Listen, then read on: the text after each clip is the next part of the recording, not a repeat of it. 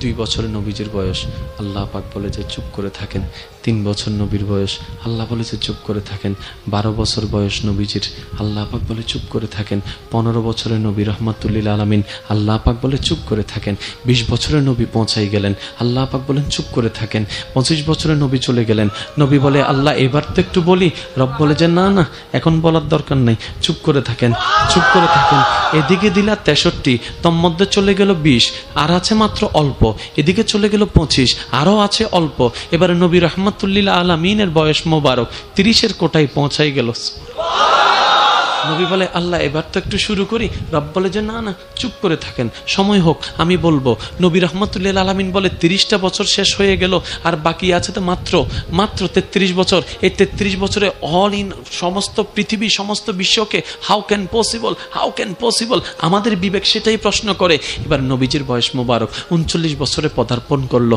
নবী বলে আল্লাহ এবার তো একটু বলি, রব বলে যে না এখনো বলার দরকার নেই। এবার যখন নবী রহমাতুল্লিল আলামিনের বয়স মোবারক, দুনিয়ার বয়স মোবারক 40-এর কোঠায় পৌঁছাই গেল। এবার নবী রহমাতুল্লিল আলামিনকে রব্বে করিম আদেশ দিলেন, হাবিব এইবার প্রচার শুরু করেন, এবার বলা শুরু করেন, এবার ডাক দেওয়া শুরু করেন। এবার 63 থেকে 40 যখন চলে গেল, বাকি আছে 23 বছর। আল্লাহর হুকুম আসার সাথে সাথে নবী এটা চিন্তা করেন নাই কত বছর বাকি আছে, সেটা চিন্তা করেন নাই। হুকুম যেমন কাজও তেমন। নবীর হুকুম, আল্লাহর হুকুম আসার সাথে সাথে আপনকে পরকে বিবেচনা না করে এবার নবী রহমাতুল্লিল আলামিন রাস্তায় নেমে বলে কুলু লা ইলাহা ইল্লাল্লাহ তুফলিহুন, কুলু লা ইলাহা ইল্লাল্লাহ তুফলিহুন, কুলু লা ইলাহা ইল্লাল্লাহ তুফলিহুন। রবের একাত্মবাদের কথা বলতেই আছে। কিছুদিন যেতে না যেতে অত্যাচার বাড়তে থাকে, কিছুদিন যেতে না যেতে খাবার বন্ধ করে দেয়, ঘর ভেঙে দেয়, ব্যবসা বন্ধ করে দেয়, রাস্তা বন্ধ করে দেয়। সঙ্গীদের সাথে যারা নবীর সাথে দেখা করতে চায় সবার উপর হামলা করে,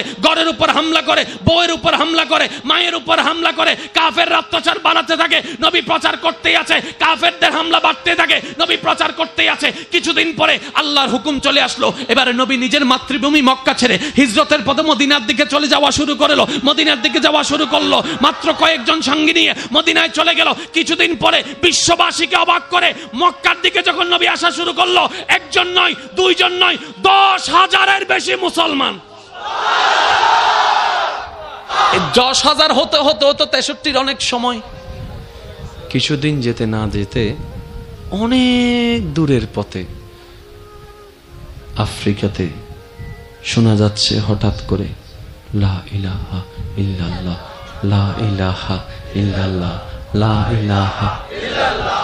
এবার আবু জাহেল বলে কিরে আরবের আওয়াজ আফ্রিকায় গেল কেমনে?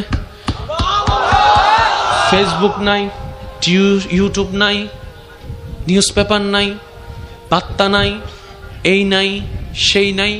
এখন আফ্রিকা থেকে আওয়াজ আসে এক আল্লাহ ছাড়া কোনো মাবুদ নাই।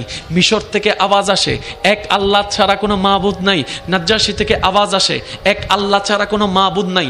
ইন্ডিয়া থেকে আওয়াজ আসে এক আল্লাহ ছাড়া মাবুদ নাই। এবার কুফফারগণ ভাবনায় পড়ে গেল, আরে এত বাঁধার পরও আওয়াজটা ছড়াই গেল কিভাবে? অল্প দিনে এত মুসলমান হলো কিভাবে? রব্বে করিম বলে আমি জগৎকে জানাই দিতে লাগলাম, আমি জগৎকে দেখাই দিলাম। জায়গা বেশি হলে তোদের সময়ও বেশি লাগে। আমার মুস্তাফা কারো মতো না, আমার মুস্তাফা যা পারবে তোরা তা পারবি না। আমার মুস্তাফাকে এটা দিয়ে প্রমাণ করাই দিলাম। 23 বছরে ইসলাম সারা বিশ্বকে ছড়াই দিলাম।